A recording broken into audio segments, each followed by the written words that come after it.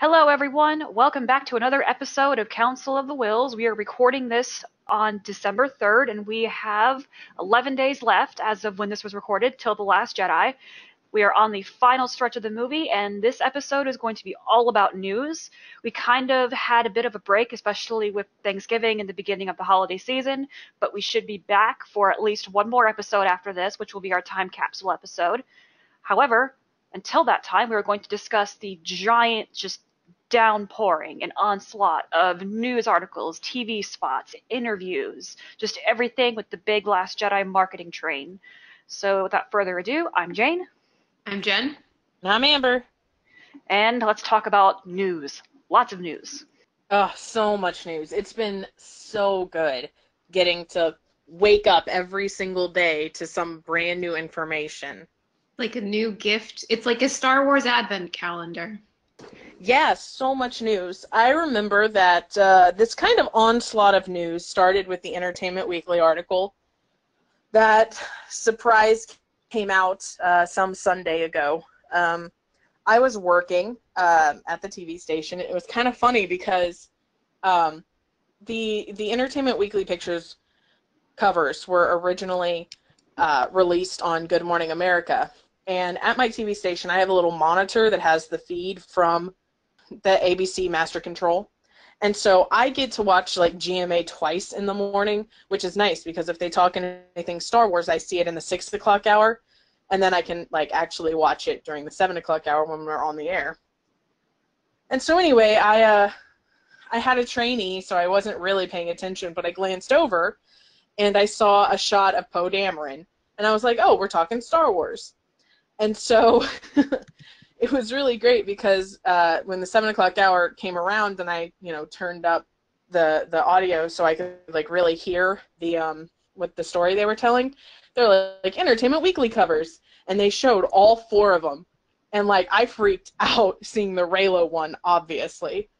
But then what really got me was when I saw the Poe and Holdo one where they're like, can Poe get along with his new boss? I jumped up. I threw my chair back. Like, it fell on the floor because I was like, that's a spoiler. Oh, yeah, it is. But I was apparently the only person in my circle on Tumblr who had seen these pictures. Everyone else was like, they're mythical.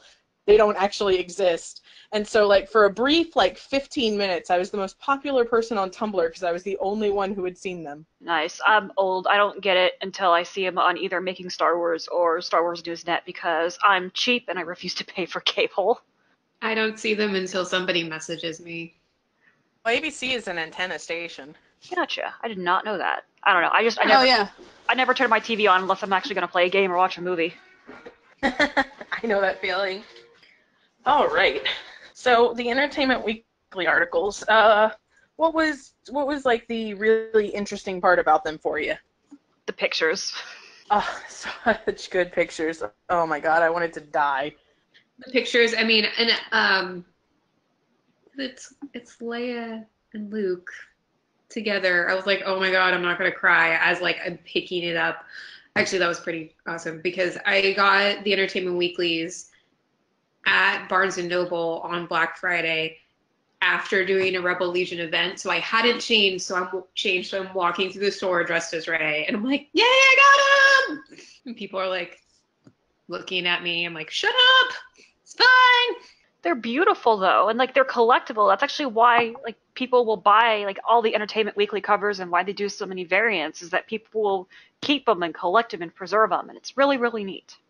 And that the twins were the Barnes & Noble exclusive. So it gives me hope that they'll be in a scene together. I hope so. If they're not, I'm gonna be so sad. I don't know. I think people should be prepared for them not to be together. I don't know. On one hand, I can see it. I can see where they would not be together and that would just be, a thing because it happens. But at the same time, it's like, but I want them to be together. Please. I hope so. Sorry if I'm silent. I'm actually just going through and looking through all the pictures and all the covers of a second time to see that I miss anything from the first time. What I do think is kind of interesting is I remember when Attack of the Clones came out and Anakin and Padme had their own cover, which is like, huh, gee, interesting.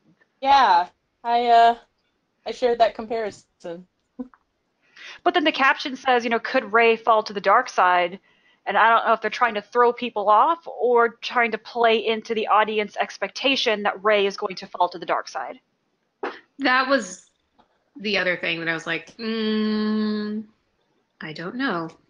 Well, I think after we saw that trailer, that was kind of everyone's kind of question, like, oh, well, Kylo Ren is super evil, and if Rey joins him, she'll be super evil. And so I think the question is, will she fall to the dark side? Well, someone made a comparison way back in like the infancy days of Last Jedi press.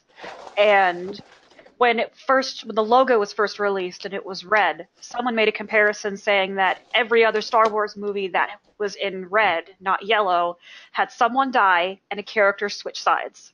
Ooh.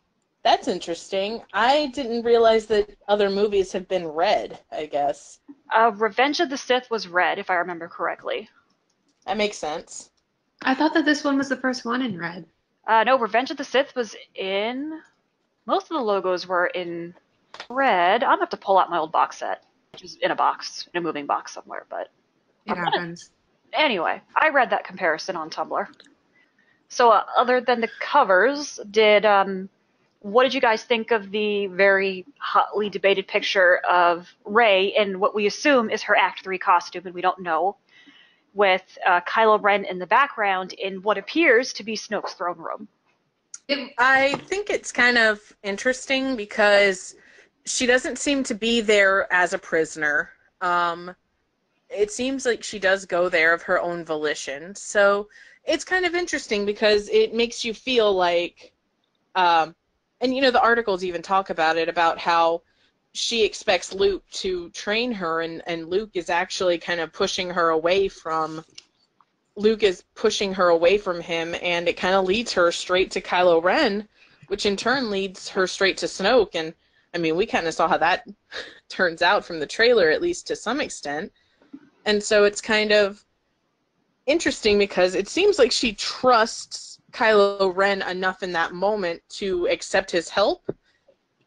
And so the fact that she ends up getting tortured after that, I wonder if that would make her think that perhaps he is a double agent of sorts and did that specifically to hurt her. I think, like, looking at it, it's almost like, because it's how does she end up there? But it's almost like either she goes to try to take Kylo Ren back, which is weird. And why would she do that? Because of the only reason why it's like Ben, or that still gets me. She calls him Kylo in a trailer. And I was like, what? Because she says, Kylo failed you, I won't. But we assume that's to Luke. Actually, we're assuming that's to Luke. And that leads her to the throne room somehow, but what is she doing? Trying to go get Kylo Ren back? Be like, I'm taking him, BT dub? I don't know. I'm so confused as to how she gets there, and I can't think of how she would. Didn't Ryan say in a Japanese interview that Kylo and Rey will share a, quote, like emotional, like very emotive, intense experience together? Mm-hmm. And I don't know yeah. if that would lead her to trust him or him trust her, because Adam said in an interview that that Kylo at this point hates this girl. She beat the crap out of him, this like lowly scavenger. And Adam compared Kylo to being kind of a bratty prince, which I thought was really kind of funny, kind of cute. Yeah. But they at this point they have no reason to be in the same room together, not trying to kill each other. Exactly. But apparently they are. Yeah, that's really, I don't know. I'm super curious as how that's going to play out, because, I mean, something has to happen to change her mind about who he is, because how do we go from, you're a monster, to, yeah, man, take me to your boss. I'll hang out. That sounds chill. The other thing that I think is kind of interesting is that in this shot, Rey does not have the bruise above her. Would it be her left eye? Because it'd be flipped because we're looking at a photograph of it. Anyway, Rey doesn't have a bruise over her eye, whereas in other promotional material we see that. So does Snoke inflict that on her, or does she get it if she duels the Praetorian Guard, like a lot of people are speculating happens? Who knows? I'm gonna straight up. I'm kind of jumping around with the news a little bit, but in the behind the scenes training video, there's a moment where a stunt guy does this, like, and I mean it's a choreographed moment where a stunt guy hits her in the head and she falls back. Where the Oh yeah. I have What if that's like one of those moments where for some reason she befriends or does something with Kylo, and so he brings her to Snoke because it seems like she gets there and she's pretty unharmed, and she's in her God knows when that gets to be put on outfit that's pain to die. But that then she's there, and Kylo, like, he thinks that she's going to be accepted and it's going to be fine, but that it's that attack and everybody's going, and Kylo's like, oh no, wait, this is bad. I didn't actually want this. So he starts battling people to get her out of there, and she starts battling at the same time, and that's well, I guess we're on our own because this happened where we both sort of realized that neither Luke nor Snoke is the best option for us. I mean, I do think that I agree, first and foremost. Like, I do think that's something that's going to happen. I do wonder how the Resistance is going to play into that. Like, do they get rejected from the Resistance as well? Like, I'm just terrified that Kylo Ren and Rey are going to show up on Crate, and Finn's going to be like, what the hell, Rey? Why are you with this kid? And she's going to be like, he saved my life. And he's like, I don't care, leave. Yeah. I would hate that. That would break my heart. Well, I think, I feel like if they show up on Crete, and it is after all of this, either Rey is going to try to explain that she's there for the Resistance, or she's just going to go and be like, look, Finn, I wanted to come and see you again, but we're going to go off and do our own thing. Also, I'm taking this big kid behind me to see his mom to let her know that he's no longer with Snoke, and then we're peacing out and going and doing our own thing. I almost wonder if it's sort of like Crate is the big battle for the Resistance, because didn't Daisy say Rey doesn't care about the Resistance? So, I mean, I can see it be like she just goes there and is like, hey, Finn, you're my friend. I just want to know I want you to know where I'm going, so that way we can keep in touch. But after that, it being like, this is not my loyalty. It never was my loyalty. I can see, even in the scene that we don't have, but in The Force Awakens, Rey flat up telling Leia, like, look, I will go and find Luke and do this whole thing, but I'm not part of the Resistance. I never wanted to be part of the Resistance. I would really like that, because it would give Rey a sense of autonomy, of her choosing things rather than things happening to her. Because The Force Awakens is very much about, things happen to her and she gets wrapped up in it, but it's not so much determined by the choices she makes. Does that make sense? Yes. I would like that. I would like if she's like, this Resistance thing, not my cup of tea. I'm going to go do my own thing. Well, I think it's interesting because I asked Pablo Hidalgo ages ago about Kylo Ren's, why Kylo Ren didn't pull the location of the Resistance base from Poe's head. And his answer, short answer, was that Kylo Ren really doesn't give two shakes about the First Order. He has his own motivations, and the First Order is more so a tool for him than any sort of allegiance that he has.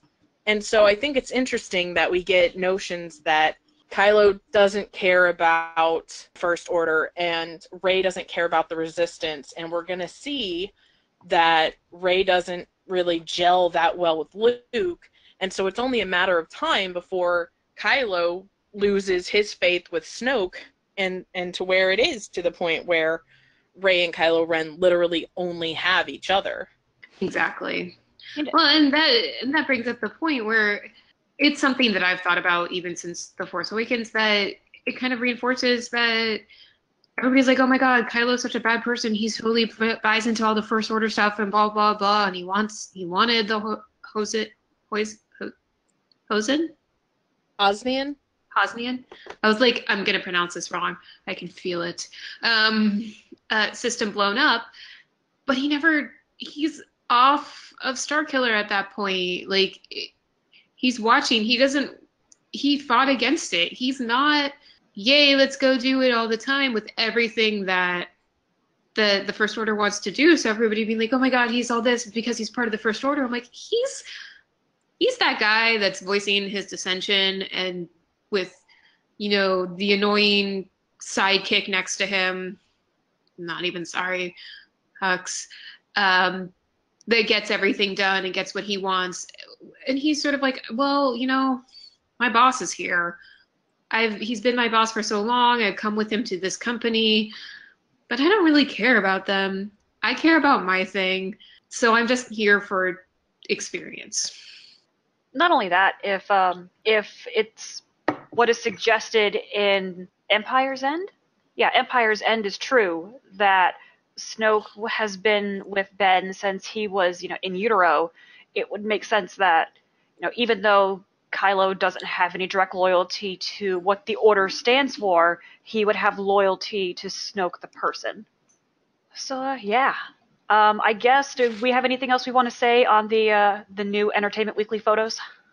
One thing I kind of want to bring up is the fact that we do find out that Holdo is there to take over the resistance from Leia, and it kind of makes you wonder, like, what's exactly going on that Leia is not in charge anymore. Is it the loss of Han that makes her not feel like she wants to be a part of it anymore? Is it the fear that she's going to have to kill her son? Like, what takes her out of that general position? Is it her choice, or is it someone else's choice? I wonder if it's almost the reaction to some of the events in The Force Awakens. If it's the reaction of, well, the Force Order clearly knew where you were. You didn't do anything or say anything to move. You didn't, for some reason, warn about the system being blown up. Like, it's this weird twisted thing where it's bringing up the fact that Leia never moved the resistance, never started an evacuation when she knew that was what Starkiller was trying to do, and that they say for her to step down. And I almost want it to be something where Leia tries to defend herself with, well, I knew it wasn't going to happen because I could feel it.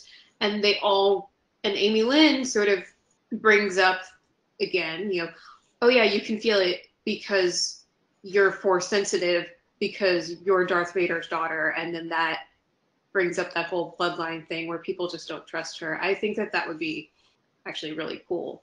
And that's how they it's the same thing as in Bloodline, basically. She's forced to step down because of her relations. And that is an issue. See, you've brought up this whole idea that Holdo is going to be the one, like, holding Darth Vader against Leia. And just looking at their, like, relationship in the Leia Princess of Alderaan book, I just can't see her turning on her like that. Like, maybe it happens, but, like, I don't understand. I mean, I struggle with the idea that we would go from Luna Lovegood to Draco Malfoy in this span of time. Like, it's not impossible, but it's... Isn't it Laura Dern who's like, I don't think people are going to like her. Like, I think she called Holdo, like, a bitch. I could be wrong. I could entirely be wrong. Feel free, anybody, to correct me. But I feel like Laura Dern was like, no, people aren't going to like her. Like, I mean, it could be, she could be doing some stuff that's kind of shady, but that could also, it doesn't necessarily have to relate to Leia in that sort of way. Like, it doesn't have to be that Holdo is Leia's antagonist. She could be Poe's antagonist, She could be doing stuff that... Yeah, you're bringing up the point. Like, what if it's that scene where it's Poe asking permission to go blow things up, and Leia's like, yeah, go do it. But that's what Holdo is using. So, like, she's letting, it's this thing where, maybe Leia needs to step down because she's just letting people do whatever they want without thinking about the entire group. Why are you letting Poe go off and do this? Because he wants to? You shouldn't be doing that. You shouldn't be letting your subordinates, tell you what to do. And that's what it is. Or, like, it's because she's like, I would not have this done. I would have tried to think of something else. And they put her in charge to be like, okay, Leia's been doing this. Your turn.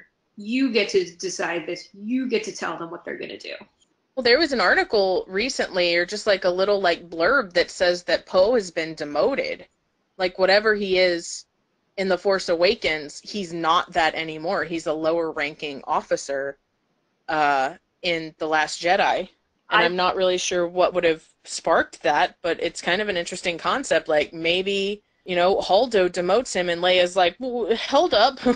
What did he do? I've read, and this is, again, it's from Reddit. We don't know how true it is, if it is, even the slightest true, or if it's, a game of telephone 1,000 times removed. We don't know. It's from Reddit.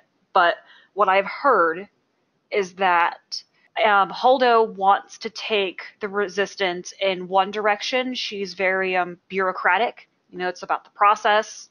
And Poe, especially as stated in the Poe Dameron comic, that Poe is very fanatical. And he's like, no, F that. Like, I don't want to wait. And what this Reddit user has suggested is that Poe goes rogue and starts to bomb cities and outposts that are aligned with the First Order, even though they're civilian targets and not military targets. And that gets him in a lot of trouble, and that's why Poe gets demoted. That's probably why he'd get slapped, too. Exactly. Yeah. Because Leia would be like, what are you doing? You are going against everything we stand for. There's civilians. It'd be one thing if it was a military target, but they're civilians. They are doing, they can't help what's going on. They're just trying to make ends meet. That would be interesting. But yes, it's from Reddit, and Reddit's an interesting place. I've read some pretty awesome things on Reddit, and some things where it's like, I don't know if I quite believe that. But it's good food for thought. All I can think of Reddit is this other podcast I've been binging, and they get like half of their stuff sometimes from Reddit. So I'm like, Reddit. The Star Wars Leaks subreddit actually has some really interesting stuff, and to keep up with news, like, they are on target, especially with international stuff. Like, so I have a question, just real quick. Those leaks that we discussed a while back, do you think that there's more like validity to some of them after all of this press and whatnot that's been coming out?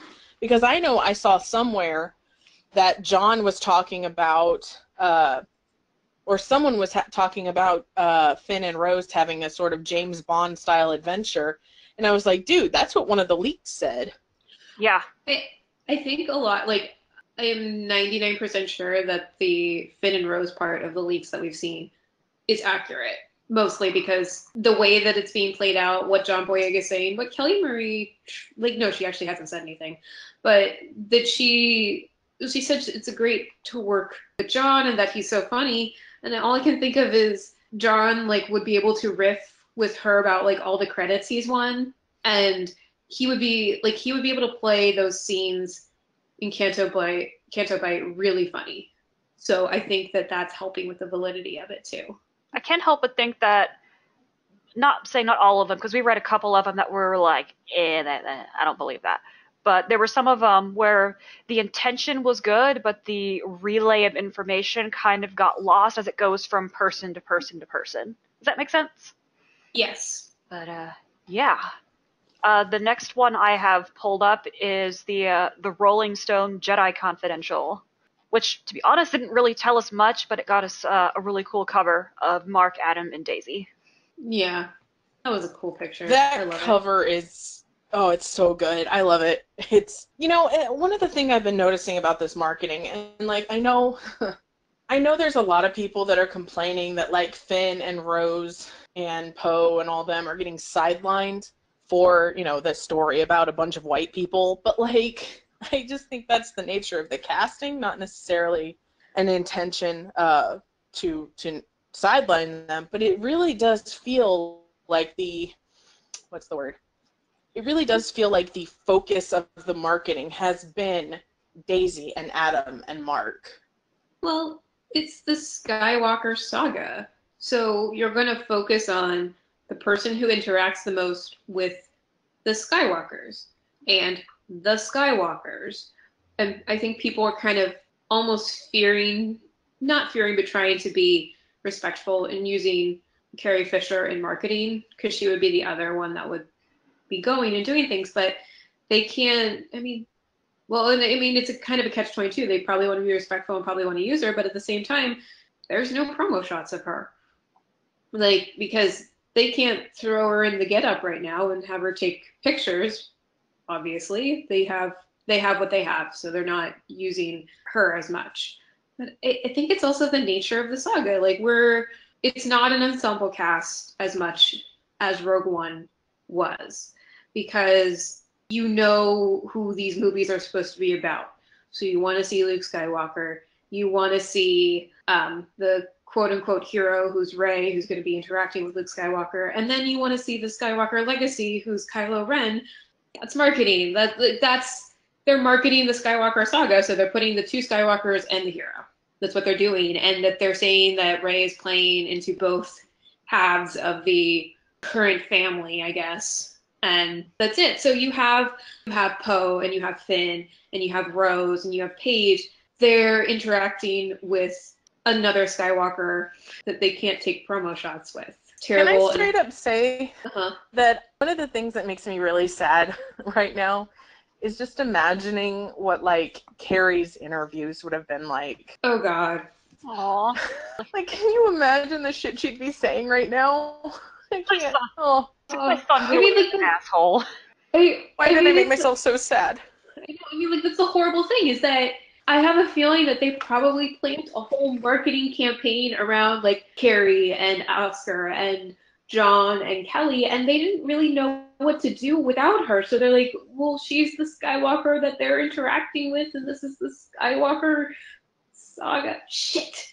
So I think, I mean, this could be entirely off base, but they might be stuck. They really might be stuck with, how do we market these new people without giving away anything? We had the whole plan that it was just going to be these people as the resistance, but now it feels awkward to show the resistance without, and they just never got past that. I wonder if that's why we're missing everybody else from the promos. And that's a really stupid thing, and they could have probably figured it out more better than what they're doing, but I wonder if that's part of it. Well, they did say that episode 8 was supposed to be, or no, episode 9 was Carrie's movie, right? Yeah. Seven was Han's, eight is Luke's, and 9 was Carrie's. So they Leia's. probably sat there and they tried to, they were like so determined that this is how things were going to go, and then awful things happen, and what are you supposed to do, you know? Yeah. No, I mean, I think that could be a good part of it is, you know, Poe and Finn and Rose and all them, you know, they are connected, but I really feel like, and Holdo too, I really feel like Leia was the hinge for them, you know? And so it's kind of hard to market the resistance side without that hinge, because everyone relates to Leia. And I think it becomes this sort of thing where, like, how... Well, but that's it, because your hinge with Rey and Kylo is Luke, and that's the Force, and that's how you're marketing them, and how are we going to do this and everything. But you've lost the thing that you're going to bring them together, and that it sucks. And I really wish that they had figured out a way to be able to market this without Carrie Fisher or something, but they're probably definitely respecting family wishes to not Photoshop her into random shoots with the few pictures that they have. And maybe it was something where the family did say, like, please, you know, don't use her so much in marketing. Like, yes, this was important and everything, but we want to save these last moments for the movie. And I don't know if that's true or not. I mean, at least they're speaking of Leia, I mean, we talk about how the resistance side, you know, relates to Leia, but the Force side of the story relates to her too. Daisy said that she filmed an incredibly emotional scene with Carrie, and then you have, Luke as Leia's brother and Kylo Ren as Leia's son, and so it's this kind of thing where everything was centered on Carrie and Leia, and it becomes this sort of question mark of like, you know, how do you continue promoting a movie when such a crucial spot is gone? Exactly. While still being true to her and not using her as a quick cash grab. And that's what I was going to say, is that they've been really good at not just making money off of the fact that this is Carrie's last movie. And maybe they actually made that conscious decision. They're like, we're not going to use her in marketing. They're like, we'll put her on covers. We'll do this. We'll do that. But we are not doing it. I mean, they did have an article come out about how, Carrie's legacy and whatnot is affecting this movie, and how, and some article where people like reminisce about Carrie on the set and the whatnot. So like there is some nostalgia factor, I suppose, in the marketing, but I do think that they are, they bring up Carrie in interviews and they just talk about how incredible she is. Like, it's not this whole like, oh, Carrie Fisher's last movie. Like, no, no TV spot at all has been like, Carrie Fisher gives a beautiful final performance and whatnot. So No, nothing has said that. And that makes me really happy. But yeah, I can understand some frustration with the marketing, like how it is very focused on the Force plot. But at the same time, like, I think that's where Ryan's heart really is. Like, I think he wrote the Resistance story because he has to. But if he could have just done, like, the Force plot movie, he would have been like, there we go. That's my bread and butter. Sign my check. Exactly. Yeah, I do agree with that.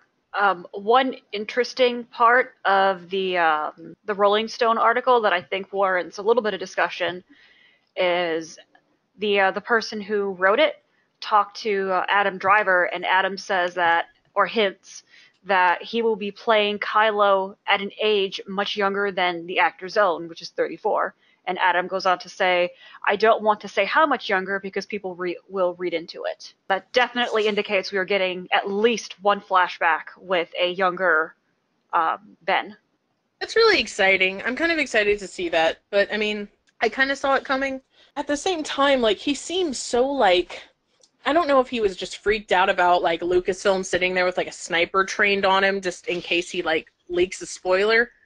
But his entire quote in that article just seemed really like, oh, yeah, I'm playing someone young. I don't want to, but yeah, it's younger. He just seems so, like, off-kilter with that question. I don't think he knows really what to do with it. But it's strange because it's not like their ages are unknown. I mean, there are still people who think that Rey and Kylo Ren are twins, which I guess means that Daisy looks old or Adam looks young. But like, it's not like their ages are secret. Like, we know that Rey is 19 and that Kylo Ren is 29. And so it's kind of one of those things where it's like, why are you embarrassed to say that you're playing someone 5 years younger than you? Like, what's the big deal? What I took that quote is he's like, yes, Kylo Ren is 29, but that Adam might be playing him as younger. Like, because one of the criticisms that I've seen a few times is like, how can a 29-year-old be this stupid? How can a 29-year-old make these decisions? Like, why is he doing this? He should know better and blah, blah. I'm like, first of all, at 29, you like know nothing. And yes, there are some 29-year-olds know things, and some 29-year-olds have it all together. And there are some 29-year-olds that are sitting at home eating ice cream out of a tub going, fucking, I don't have any clue. Like, they don't know. So I'm wondering if he's trying to almost combat some of the criticism about him playing. Like, he's like, oh no, I'm playing Kylo younger than he is, because you all seem to think that a 29-year-old has like a 401k and knows what he's doing and can get himself out of bed every morning and doesn't have outbursts and blah, blah, blah. That was kind of, I mean, it's either that or it lends itself to a flashback, which I would totally be good for as well. Yeah, for sure. Hey, speaking of Kylo Ren's age, I was reading a put-together timeline from Gizmodo today that's basically like Return of the Jedi, to The Last Jedi, just all the things that happened in that time period between. And one of the things that I noticed on this list that really tripped me out was that they said that Ben Solo left to train with Luke when he was 18 years old. Wait, what? What? Yeah, like they cited Bloodline as the source for that he left to train with Luke when he was 18. Wait, what? Citation needed. I don't remember Bloodline ever actually explicitly saying what age he left. Yeah, apparently it said 23 ABY, which would place him right around 18. I don't know their actual source on that, but everything was pretty well cited, so I think they might know what they're talking about, but, maybe they're crazy. Well, but what was he doing? And like, I'm just sitting here because I think everybody has sort of thought that he was younger, and that that was the reason why things, he was abandoned, quote unquote, by his family and everything. But if he was 18, who the hell was he hanging out with for those years? Was it Leia? Was it just like, was he literally following her around and like she would be like, and this is my son, Ben? Come. I'm personally of the opinion that he was training to become a Republic pilot. Oh God, that would be awesome. Or he was, I mean, that's the thing is, like, I don't know where they got the source from this, and B, like, I'm just trying to justify it if it is true. Like, and I'm not saying, like, oh, well, if Kylo Ren was 18 when he left to train with Luke, then he is a piece of trash and he'll never get redeemed or anything like that. But, like, and, like, I can kind of understand that maybe if he had these Force powers and he saw that Leia had the Force and didn't feel the need to get Jedi trained, maybe he didn't need to either, Well, Like, that's actually a really good point. Like, we keep thinking that he went to go train because they didn't know what to do with him, but it's like, Leia's sitting there and she's always had it and she's just had it her entire life and was like, it's okay. You can go and train and to learn to use it like your uncle, or you can keep doing this and maybe we something we don't know happened at 18. Like he was like, no, I want to be a pilot. I want to train to do that. Because maybe daddy will love me.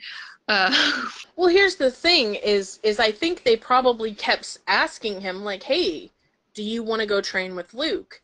And I think, I don't know if this is fanon or what, that Kylo's kind of like a mama's boy, but I feel like he had really bad separation anxiety in the sense from his parents that, not ever being around, that he was like, no, I don't want to leave. I'll never see you again. And so every time they offered to, to send him to go see Luke, he was like, no, I have no interest in doing it. Because in The Force Awakens, Leia says, I should have never sent him away. Which means at some point she would have forcefully sent him to go train with Luke. And so I can kind of imagine it in that way where, he just kind of rejects the teachings of the Jedi for so long. And then finally his mom's like, look, you're stronger in the Force than I ever anticipated. And you have really uncontrolled outbursts. And I need you to go train with Luke. Or perhaps because she felt Snoke's like dark influence on him, that she was afraid to train him, or that she was afraid to let him train because, what if he turns to the dark side like Vader after he gets his training? And so it kind of became this catch-22, like, well, I'm not going to let him learn how to use the Force because what if he learns to use it poorly? And that would be interesting because in Bloodline it suggests that Ben was forced to hide his powers. What if? Oh my God, no! Oh my God, that's the reason he never went to train. Because if she sent her kid off to train, people would know that she was Force sensitive and they would wonder where she got her Force powers from. Even though the Force isn't genetic, but everyone thinks that's why. He had to hide his Force sensitivity from everyone because it would give away Leia's bloodline. And what if it was something where he's 18 because he is training to be a pilot and he does something and he manages to do something with the Force that everybody knows, like they figure it out, and I don't even know what it would be, but it's something like blatantly obvious, and they're like, you have the Force, how do you do that, why do you have it, and all this other stuff, and finally Leia's just like, no, you should need to go train now. Because, and basically has, like, tells him he has to go because now everybody knows. And it's a secret she cannot keep anymore. And sends him away that way. Oh my God, what if his powers start getting out of control? And so she realizes he's not going to be able to hide it, so she sends him away to train. Oh. Which, what a slap in the face, though, to a kid. Like, here's your parents who are already more focused on, Han piloting and smuggling, and Leia rebuilding the Republic to take care of a kid that they both know has unique needs. And neither of them are willing to do it. They're just shove him off on Luke. More worried about their image and their appearance than their sons. And that's not to say that they're bad people or bad parents. They were just too hyper-focused on other things they had to do, which is kind of the plight of the millennial, Like, not to get into the stuff I want to talk about in our, our Star Wars in real life episode, but, like, that is kind of the plight of the millennial, is that you do have a lot of latchkey kids whose parents both work. And so the kid basically gifts themselves breakfast in the morning, rides the bus to school, gets dropped off, and is left at home alone till 7 o'clock when their parents come home, and then their parents are so busy doing their thing, they don't have time to hang out with the kid. And so it is, that was my life, at least. I don't know how that relates to anyone, but, like, there's mine too. Well, and then, yeah, but also, like me too, but I had nannies. So it's like, and probably that's what happened with Ben Solo with, like, C-3PO. And so you get to this point where you want to follow the parent that you have the closest bond with all the time. So you wait up till they come home. And even though they can't do anything because you're so tired, you want to go to sleep, and it's this weird thing because it's like you have this person telling you what to do and what not to do that's not your parent, and yet you're supposed to listen to them, but you don't have the same sense of loyalty at times. That's not for everybody, and honestly, I was, like, so scared I would do, like, whatever. I would do whatever my nannies or babysitters said, but it's a weird thing where if you are so connected with a parent and you can't see them basically every day because they're coming home and you have to go to bed, like, and then being told when you're older that you have to leave, and it's like the only time that you are interacting with them every day, because if he was like a resistance pilot that was the best, you have to interact with the general every day. Well, and that's kind of like, man, I'm really starting to think that Kylo Ren is kind of a millennial allegory, because Rian Johnson does talk about how he is kind of representative of adolescence, and everyone kind of infantilizes millennials and treats them like they're babies. And so I can kind of see how that would be a sort of thing. And in my head, I have I'm just imagining, like, a newspaper article that says, "Are millennials killing the Jedi industry?" with, like, a picture of Kylo Ren. Oh my God. And so, like, and so, like, here's this kid who's basically not ignored per se, but he's not the focus of his parents all through life. And finally, when he's old enough and can interact with them, like, "Hey, Dad, I can go with you on jobs," or "Hey, Mom, I can join you in the Senate," they're like, "We're going to shove you off to your uncle now." Like, they kick you out of the house after not really spending time with you. Holy shit, I'd go dark too. Especially if I found out that my grandfather was force sensitive, and the reason I couldn't be who I wanted to be was because my mom was too embarrassed of that and wouldn't just admit things. Like, "Oh, you have to hide who you are." Oh, great, my mom's hiding who she is too. It's such a mess, dude. I would turn dark too. I'm pretty sure I have. Oh, and not only that, your parents not telling you, you finding out on the news or the HoloNet. But yeah, and realize that everyone your whole life has lied to you. Holy guacamole. Yeah. Poor Ben Solo. I know. I want him to be happy. I do too, man. Like, he's had a rough damn life. And I mean, no, he hasn't, because God, that's another thing that really just pisses me off when everybody's like, "Oh, he had two parents who both had a job and they both loved him. Like, what a difficult life Ben Solo had." And I'm like, you don't understand abandonment issues in that regard. Because I have severe abandonment issues, because my parents started leaving me home alone when I was 4 years old for hours at a time. Like, and when you're just kind of left to your own devices like that, like, you start to self-soothe, like, you start to take care of yourself, and you stop needing people, but you still need people so badly. I don't know, man. I'm sitting here looking at like my little Kylo Ren Funko Pop, and I'm like, you poor baby. I hope you get happiness. No, I agree. Hey, like just like you, Mhm. I was a latchkey kid. My parents left me alone before it was legal for them to leave me alone. And as long as I just didn't get in trouble, it didn't matter. I left for school every morning at 6 a.m. and I got back at around 5-ish because I lived out in the middle of BFE. And my parents didn't usually come home until 8 or 9. And my dad, I saw him like once a month because he was always out traveling. So I get that. Your dad was Han Solo. Well, That's like an appropriate parallel right there. no, Mhm. that's sorry to go off on a tangent, but that's why I relate so much to Kylo and why I love his character. Because I didn't speak to my dad for almost 2 to 3 years of my life where we just didn't talk. And we've made up and we talk now, but that's a long time to not speak or really have much to do with a certain member of your family. And like it's when your parents aren't there and you have to do everything. I mean, everything for just for yourself to get things done. And it's like, well, your parents are already doing this and you don't want to burden them. It's just, and when you get to be an adult, you get angry. You get so angry. It consumes you. Yeah. Did you ever have that point in your life where you sat there and you looked back on your parents and how they weren't ever really home? They didn't ever really interact with you too much, and you just kind of sit there and you're like, why did you even have a kid? Sometimes. I'm really surprised I don't drink. I'm I not worried about it. I mean, life is life. That's how it is. But a lot of that is the reason I relate to Kylo Ren in the sense that, he we both came from like well-to-do families where I should have made something of my life and I didn't. Yeah. Anyway, back on topic. What other like news stories do we want to talk about? We have, let's see, we touched on it a little bit. It was an interview in Glamour magazine with Daisy Ridley, and she said that one of the final scenes in The Last Jedi she filmed with Carrie. And Daisy goes on to say that it was really, really emotional, and all this crazy stuff had just happened. There's a moment we share, and thinking about it now, I realize it's going to be really, really hard to watch because it will seem like a goodbye, even though it wasn't at the time.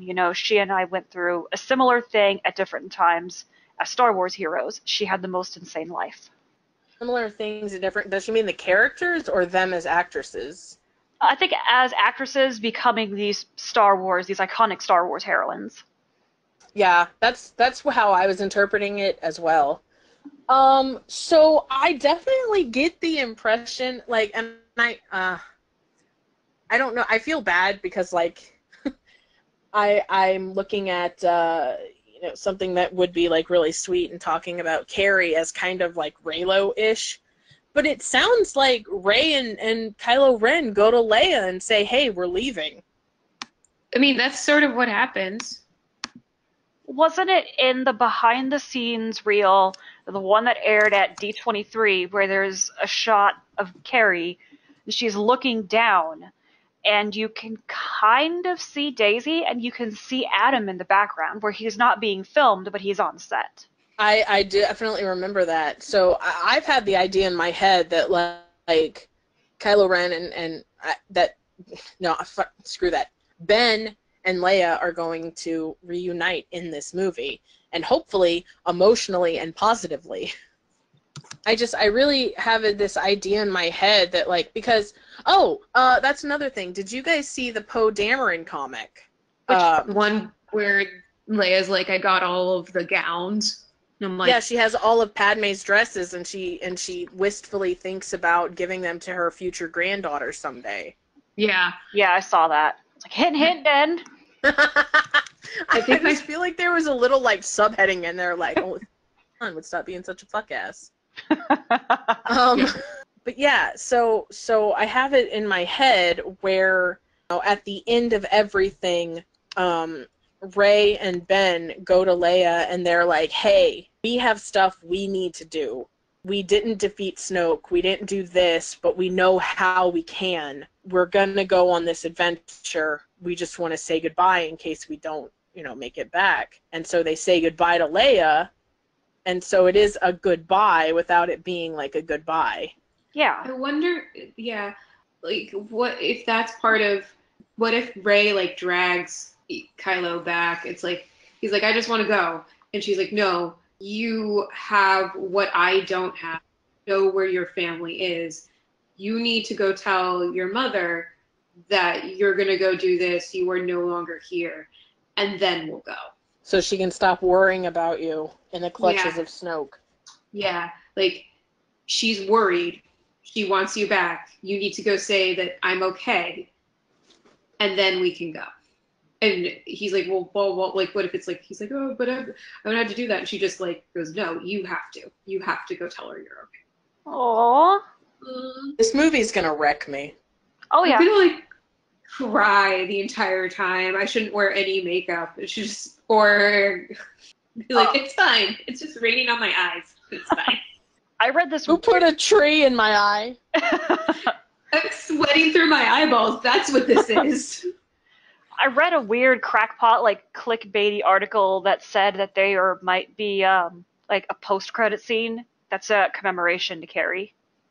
I would believe that. I will cry the entire time. Oh yeah. Oh God, it's gonna say like in memory of Carrie Fisher, and that's just gonna be like, again, I just tried. Oh yeah, they're gonna dedicate it to her, and it's gonna destroy me. Oh yeah. And maybe Kenny Baker. Did he die before or after The Force Awakens? After, I believe. After, yeah. Well, Yeah. here's the question: are they gonna do it before or after the movie? After. Yeah, I think After so. for sure. Try to look at all the news stuff and see what's worth talking about and what's just another pile, another thing to add to the pile of crap that we've gotten. There's the 2 new covers of Empire magazine, which look awesome. Oh, they're so good. Like, I want those as posters. Yeah, dude.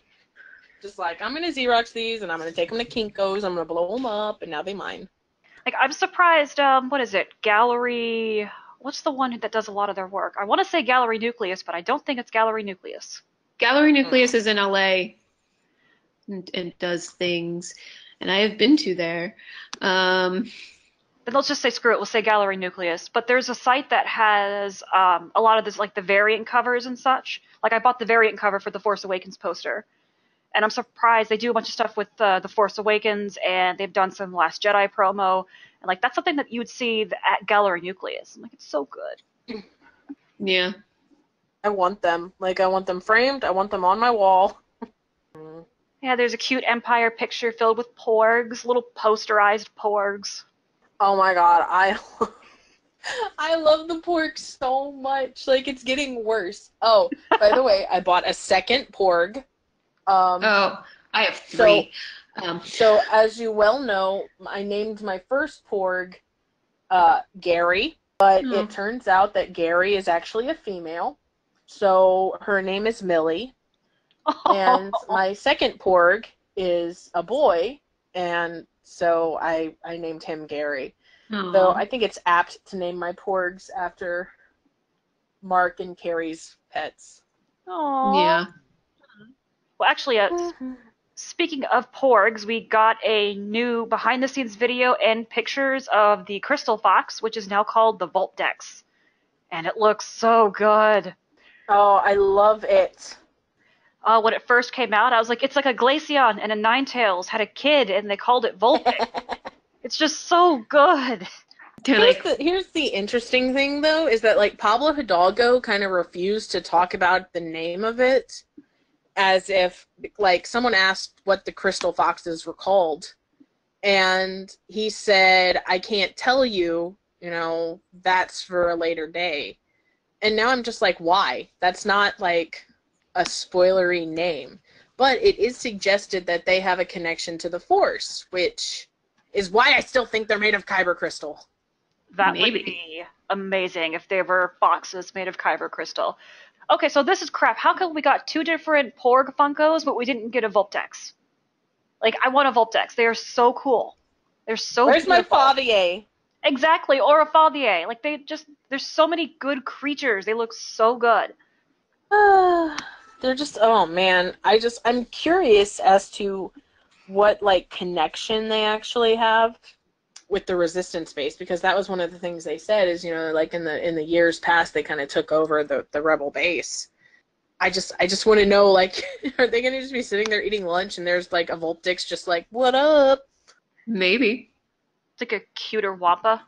I love them. I love all of the creatures that they've released. They're all just like so pretty, and it kills me.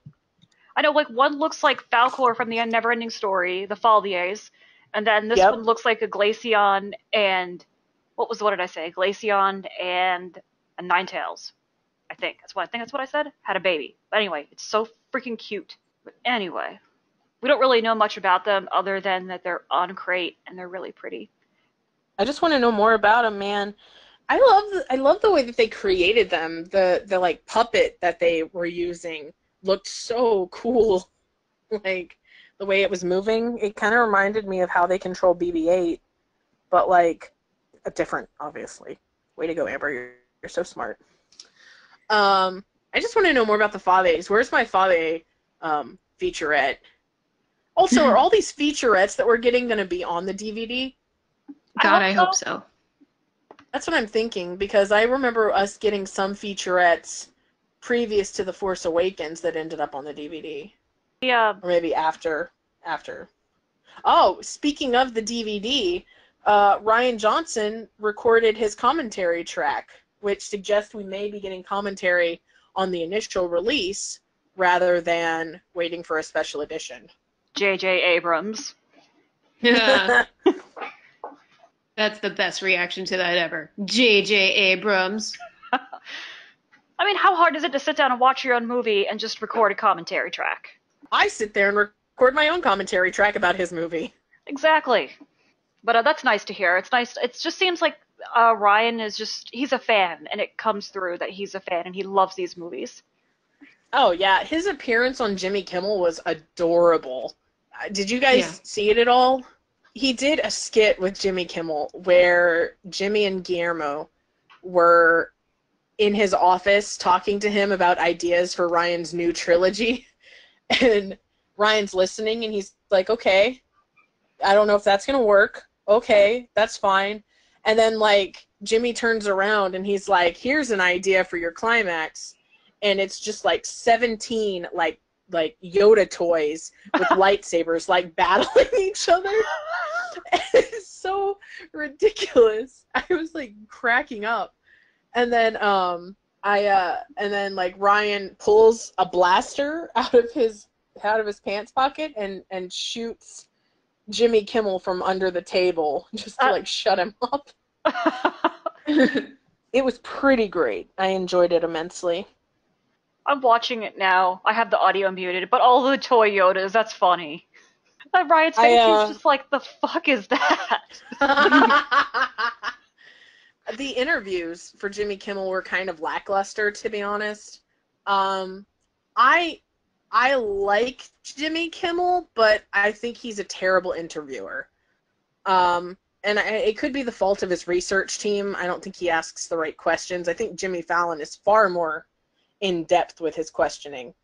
But like Kimmel asked Adam about Halloween, even though Adam doesn't like Halloween at all. He asked Daisy who Ray's parents were, as if she hasn't heard that 74,000 times in the past 2 years. And it's so sad because you could see the light like fade from her eyes. She was like, oh, I wonder what he's going to ask me about. Oh, it's Ray's parents. And she just kind of sighs. And people are saying that because what Jimmy says is, are you related to anyone sitting on this stage? And Ryan starts shaking his head saying no. And people are like, oh, he's denying it. He's denying it. But it looks like Daisy is deferring to Ryan. It looks like she says, like, Ryan, am I? And he's just shaking his head like, nope, not answering that question. I saw the GIF of it. I haven't seen the actual the clip. Again, because I'm cheap. I don't pay for TV. But I need to actually watch it now. I did watch a little bit of the press conference that was live a couple hours ago, and that one was really funny, especially when they asked Adam how The Last Jedi is different, and he's just like, yep, I agree. Very clearly going. I literally just was looking at that gift set. One. That's literally what I scrolled to as you were talking. That's so funny. But he's just so funny because he won't say anything. And even at the Force Awakens panel at Comic-Con a couple years ago, when anyone asked Adam anything, he's like, "Nope, I can't tell you," or "Yes, no, I agree." He's just so tight-lipped and it's funny.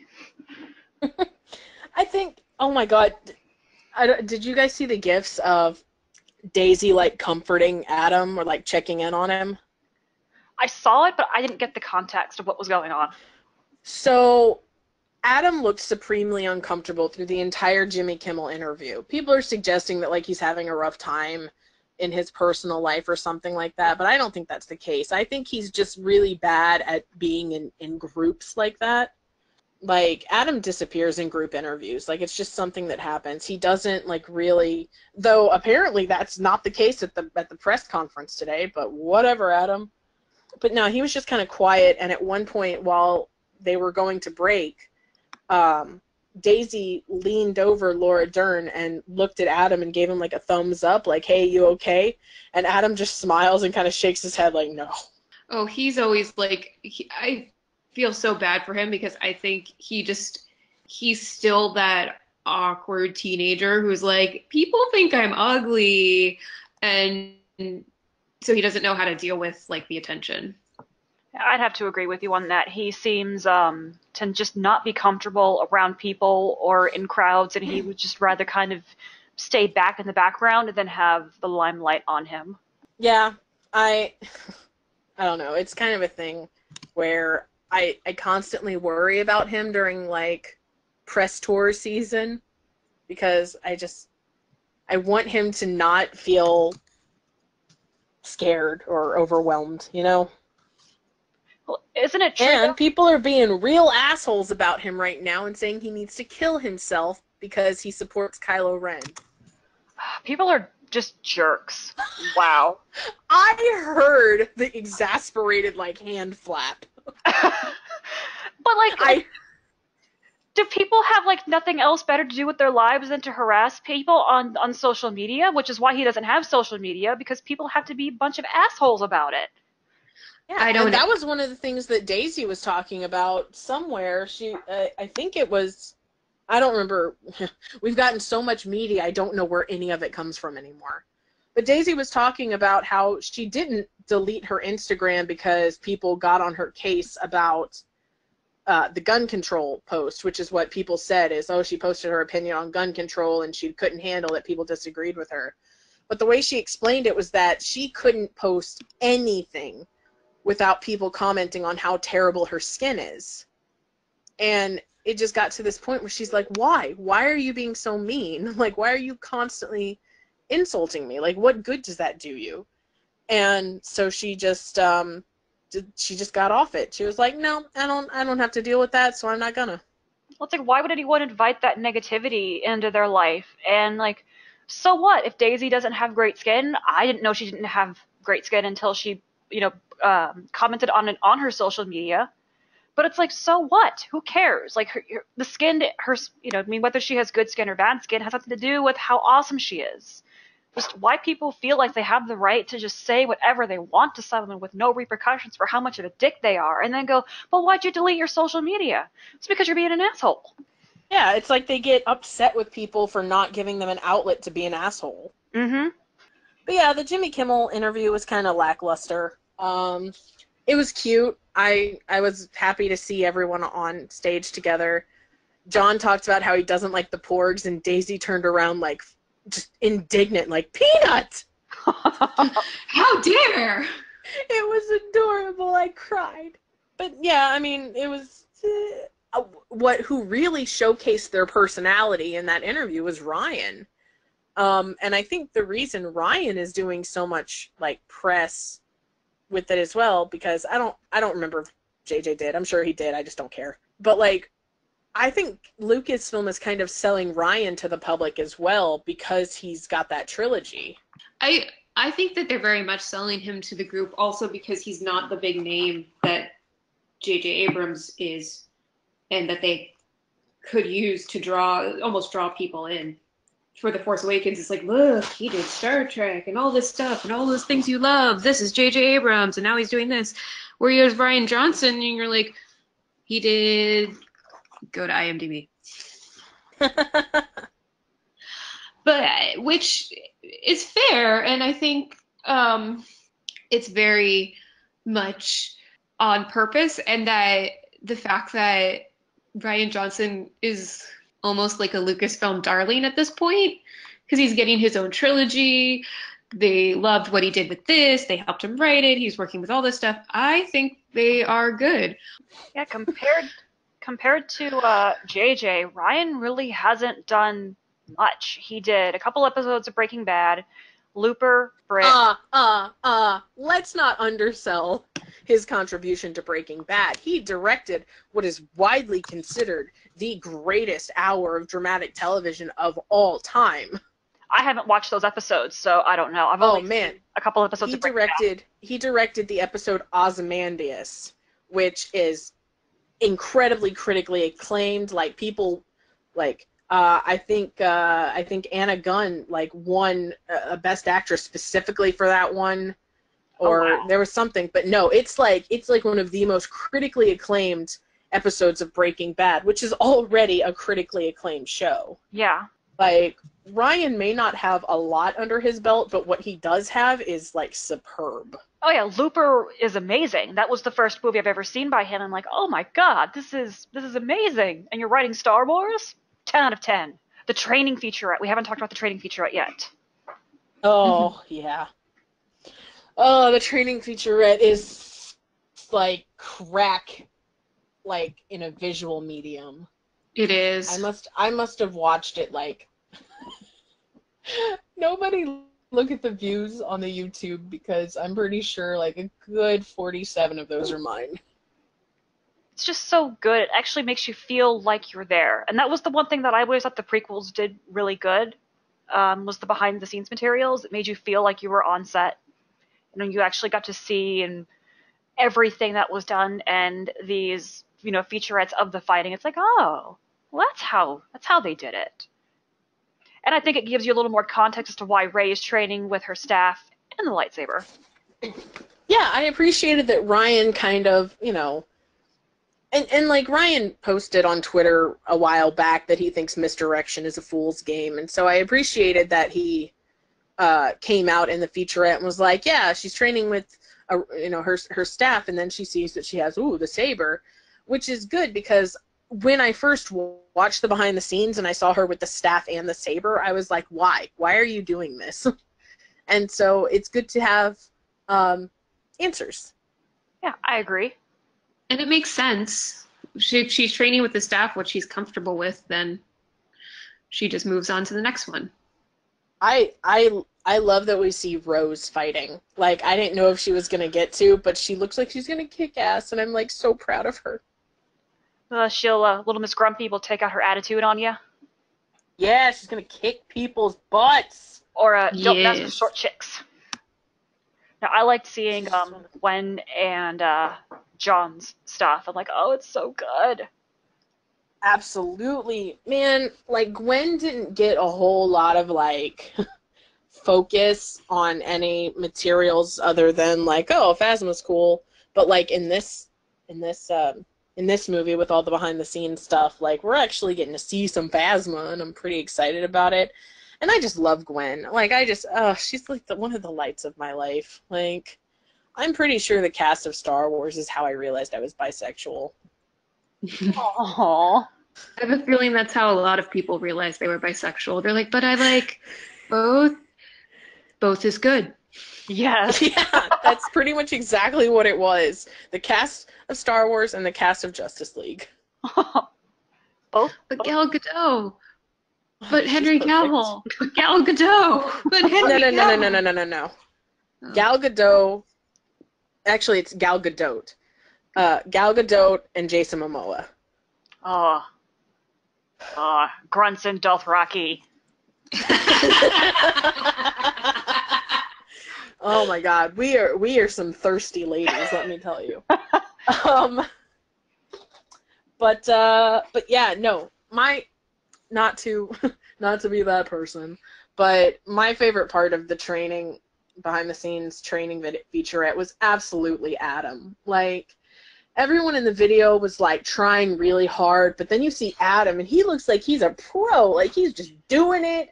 Like, he throws a stunt man and his hair flips and it's beautiful and I love it. And like, yeah, man, that little featurette is just intense. I got a lot of feels from that. It's just so, like, it gives you, if people didn't already have confidence that The Last Jedi is going to be a good movie, this just solidifies it because it just looks so good. And even though the fighting is choreographed, like The Force Awakens, it doesn't look overly choreographed.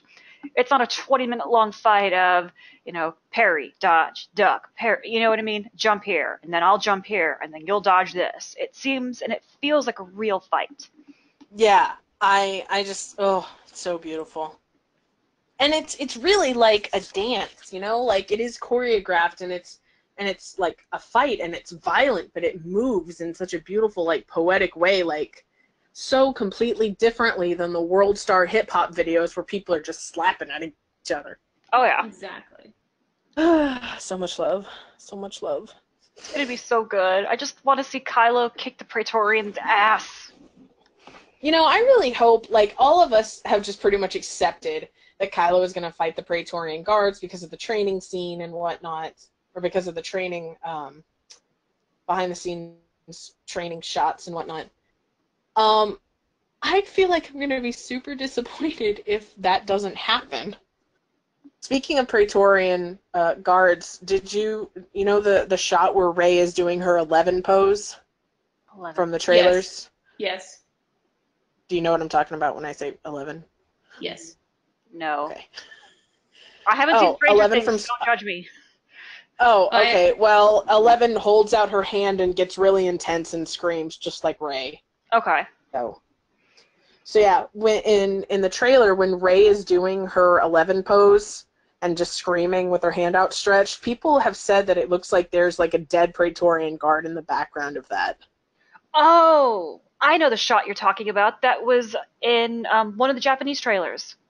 Yeah. Yeah.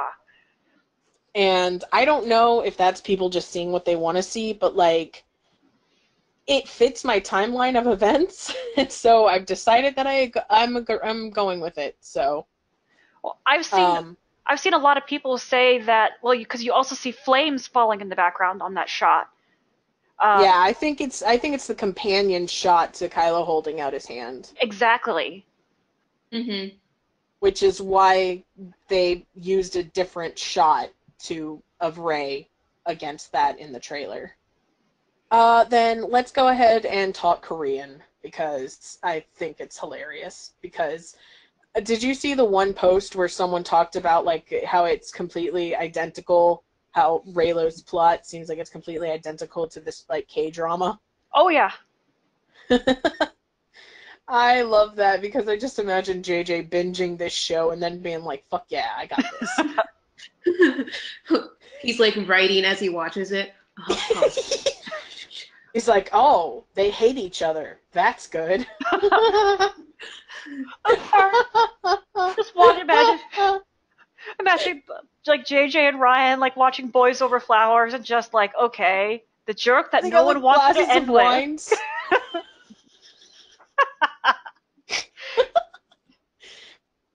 They've got like a box of wine. Oh, what is that wine called? Oh, what the hell Black is box. Franzia. Yes, both of those, yes. No, it's better. They have Arbor Mist and Boone's Farm. Oh god, and Hypnotic. Yes. Oh no. My tongue sparkles. All you have to do is add like silver luster dust to alcohol. It does the same thing. For any of our listeners who have no idea what we're talking about, when we mentioned the Korea chart is, I think it was earlier last week, a chart came out in South Korea, obviously not North Korea, where each of the characters, it was like, what do they call those, a pie chart? where each character was connected to another character, and there was a caption for their relationship, like between It's Finn. called a connections chart. There you go, a connections chart. I cannot brain today. But so like between Rey and Finn, it says friends and companions, and between Poe and Finn, it says friends and companions. Um, and the connection between Rey and Kylo has a big question mark. And if anyone out there likes to watch or keep up with Korean dramas, that's often associated with the couple that ends up together in the end. And one of the most popular, Especially when there's an enemies to lovers trope yes, and at play. that was what was I was bleh. What Amber said. I can't talk. Words. What I found, like, look, don't get me wrong, I'm a big fat Raylo, but the part of that I found the most interesting was that Snoke was listed as Leia's enemy and no one else's. Exactly.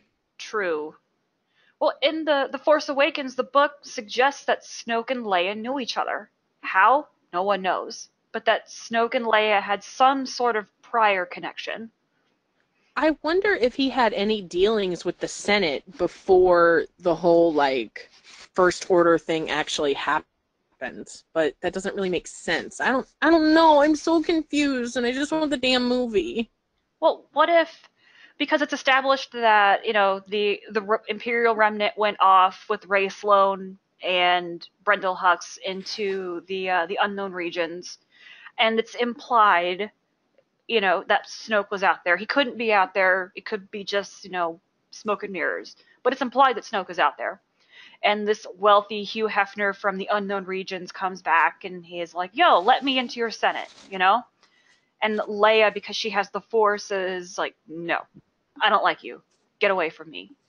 And because Wouldn't it be weird if, like, the same, like, bands of energy that she felt when she was pregnant with Ben are just, like, emanating, like, off this dude? Exactly. That would be awkward.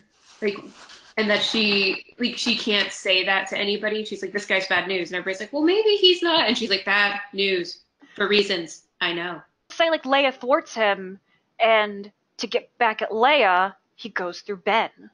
Oh my god. Oh my god. I don't like it. Oh my god. Can you imagine, like, in my head, I'm seriously imagining, like, Snoke is just running around, hanging out with people, like, super chill. Like, oh yeah, I'm totally not evil. And, like, oh my god. You know that, like, creepy, like, shoulder rub that, like, creepy dudes do to people? Yeah, I just imagine him, like, doing that to Ben. Like, I'm totally normal. I'm not weird. Oh, Ben, you're growing up. My, you have big ears. Aw. Yeah, I'm just really curious to see how he fits into the world at large, because, like, obviously we see how, Kylo relates to him, but all we see is first off the hologram and now the throne room. And also, a throne room? Really? You're such a trash alien. But, hold on. But yeah, like, we just don't know, like, where did he come from? Where did he go? Where did you come from? Cotton Eye Snoke.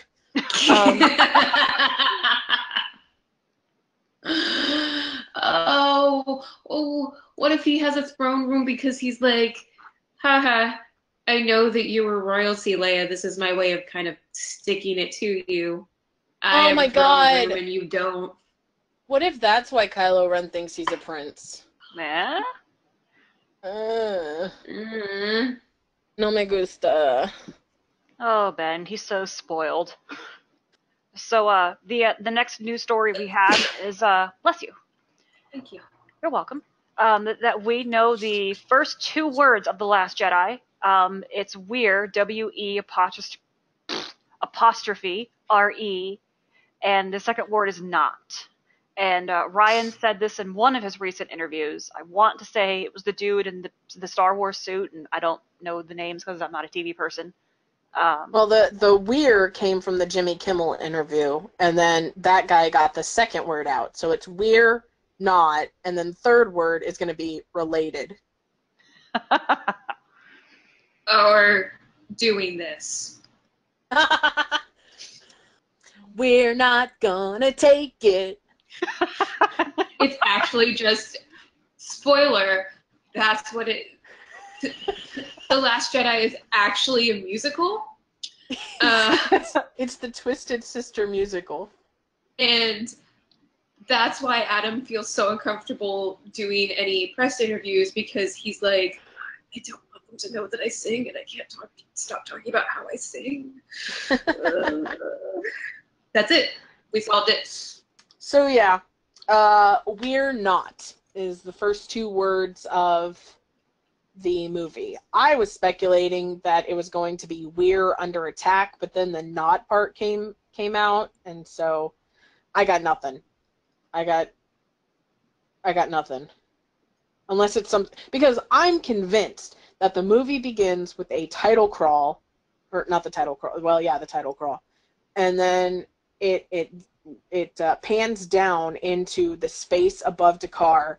You see the Falcon hyperdrive out, and then you see Star Destroyers? Yes, you see a Star Destroyer hyperdrive into the scene, and like everything. Then we like see the assault starting on Dakar. Like that's how I'm convinced it's gonna open. And I think that came from one of the leaks we looked at, and I liked it so much that I'm keeping it. But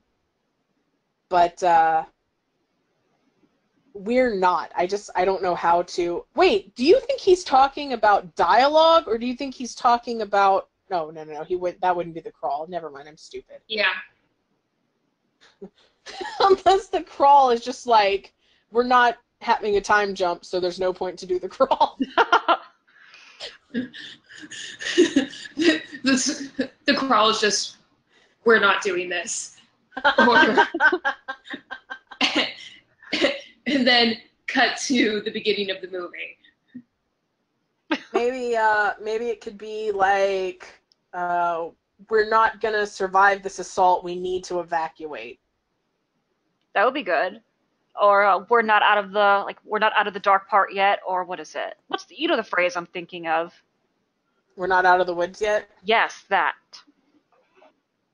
Oh, I like that. And it's from Rey. Oh, and it's about Chewbacca and R2-D2 and her. Because she says it to Luke, like, we're not leaving without you. That would be awesome. I was just like, what else would it be? What else would it be? I mean, I can imagine him like taking oh my god, it's just okay. Let's say that for some reason Ryan decides to suck and not start with the assault on Dakar, and he starts it specifically on Octo because. Hold on, I'll get to that point. But let's say he does, start with Octo, and it's just quiet at first, and it's just like Rey giving the lightsaber to Luke, and Luke looks at it, and then he just like hands it back to her, and she just kind of looks at him like, "We're not leaving without you." Like I could see that. That would be great. That would be. Or Luke's like, like we're not gonna get along. But no, the reason I think that it doesn't start on Octo is because in the Jimmy Kimmel interview, Jimmy asks Ryan, like, so the movie starts off exactly where The Force Awakens left off. And Ryan goes, yeah, about that same time. Yeah, that's kind of like... Which makes me... That's like deflecting away from Octo, but to something else. Yeah. That's happening at a similar time. Without saying what's going on. Yeah, for sure. So... But yeah, so those are the first words, so that's fun. Is there anything else we want to talk about that's kind of newsworthy? The celebration or the holiday celebration trailer that they released last Thursday, I want to say. there's been kind of speculation because they show Chewie and a Porg on the Millennium Falcon flying, and there's always been the speculation of who's sitting in the pilot's seat. But the scene that we get of Chewie with the Porg kind of shows that there's no one else in the Falcon. At the very least, there's no one in the pilot seat. They could be in the back, but they're not in the pilot seat because we get that shot of that Porg getting smashed against the window, and you can see past Chewie, and there's no one there. So it makes you wonder if Chewie is flying this Falcon, where is Rey? When is it? It's Crate. I mean, that's the thing, is if she's... Well, how does she get off Octo? Who knows? We assume she's leaving with, what's his face? Or on the Falcon. Yeah, I don't know. There's... At some point, like, I just kind of get tired of speculating because I just say I don't know a lot. Exactly. But... yeah, I don't think any of us are really entirely sure how she leaves Octo. And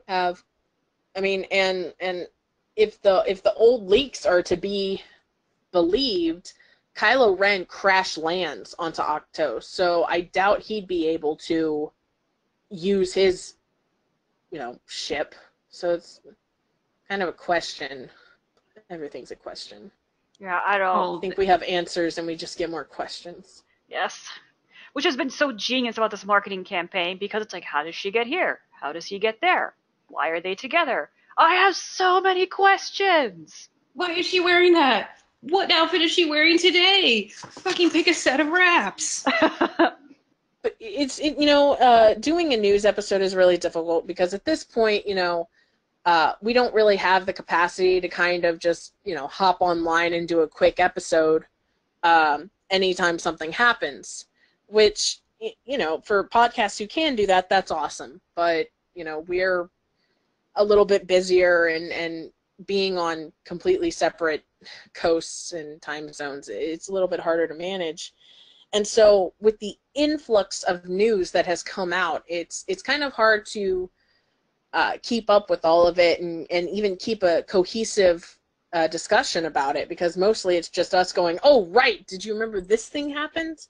And so, forgive us if we do seem a little disjointed and if things kind of jump around, because there's just so much that's happening, and that's wont to happen during press season right before a movie comes out, especially a movie of this magnitude. And so, we're talking about the things that really appeal to us, and that we, find more interesting. But that isn't to say that, the other news that has come out isn't interesting. It's just not the thing that, latched onto our little brain cells for us to remember and talk about. So, that being said, I only have one more thing I want to say. What about you cats? What are y'all feeling? I mean, that says it perfectly. Yeah, I agree. Well, not only that, it's the holiday season. It's crazy. And just this little gap that we had, there's Thanksgiving, my wedding anniversary, finals in school, getting ready for Christmas. It's just everything is happening all at once at the end of the year, and still trying to and making time for this while all of us are in completely separate time zones. Exactly. We all have, like you said, we all have different events happening. It's the holiday season. Everything's going wild. Trips are planned, stuff like that. So it's amazing that we can even record. Yeah, I'm pretty impressed with the frequency with which we recorded, because I never expected us to get to this point. But yeah, any other news stories that tickled your fancy in the past 2 weeks? The last one I can think of is the one that I know you want to talk about, Amber, was the clickbait crap with Daisy saying, I don't want to play Star Wars, or I don't want to play Rey anymore. Yeah, all right, buckle in, kids, because this is going to be our last news story, and I got a lot to say about it. So, in the Rolling Stone, Daisy did an interview where she talked about how she felt that Episode 9 was really going to be the rounding out of her story and how she only signed on for 3 movies and so on and so forth. And almost every media site in the entire world took the idea of her saying that she only signed on for 3 movies as her saying that she never wanted to play Rey ever again after episode 9. And it became this huge thing where people are just really upset because, oh, we want to see more of Rey. She's such a good character. And yeah, it was kind of like this weird panic moment, like, oh, are we not going to get any more Skywalker saga films? Like, is that it? Is that what happened? Is that what's happening? And so today, I believe, Daisy Ridley came out and said, no, that's not what I meant. I said that this story is coming to an end. I never said I wanted to never play Rey again. I never said that at all.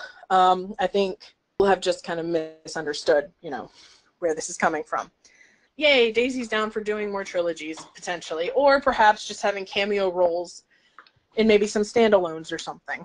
But the long and the short of it, kids, or adults, I don't know who you are, but the long and the short of it is that when an article says, according to, according to an interview with the Rolling Stone, Daisy Ridley says she doesn't want to be Rey anymore, I encourage you to go and read the actual source material instead of someone's interpretation of it, because the actual Rolling Stone article never said that she wanted to give up the role of Rey. That was every other media outlet's interpretation of that interview, which obviously turned out to be incorrect. So didn't Mark Hamill say, like, I think it was at D23. He said, don't always go with what you read in an article because they misquote all the time. Here's where I've been misquoted. Like, I said, something about fans aren't going to like what happens to Luke Skywalker. Or he's like, I don't know if fans will react. It was something where what he said was basically episode 8 is a surprise, and it was a surprise for him, and so that's where Luke's character was going, but the media turned it to be like, Mark Hamill hates episode 8. He hates what they did to Luke's character and blah, blah, blah. And he was like, I never said... He hates Rian Johnson. He hates Rian Johnson, yeah. But he was like, I never said any of those things. Here is what I said.